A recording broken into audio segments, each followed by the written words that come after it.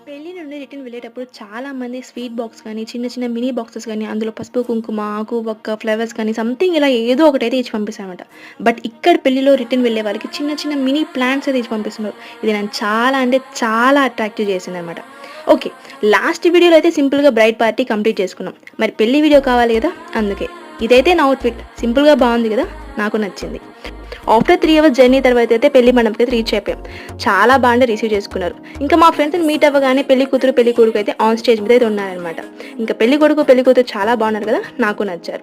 ఇంకా వాళ్ళకి సింపుల్‌గా గిఫ్ట్ ఇచ్చి గుడ్‌గా విష్ చేసి అయితే వచ్చేసామంట. ఇంకా ఫుడ్‌కి వెళ్దాం అనుకునే లోపల మా ఫ్రెండ్ చూసారా దొంగతనంగా చిన్న పాప దగ్గర ఐస్ క్రీమ్ దొబ్బేస్తుంది. ఒక ఫుడ్ మ్యాటర్‌కి వస్తే ట్రెడిషనల్ వేర్ అయితే సర్వ్ చేశారనమాట. చాలా బాగుంది. స్వీట్, తాలింపు, పిక్కల్, సాంబార్ రైస్, పుష్క రైస్ ఇలా చాలానే ఉన్నాయి. ఇవైతే నేను పెట్టుకున్నాననమాట.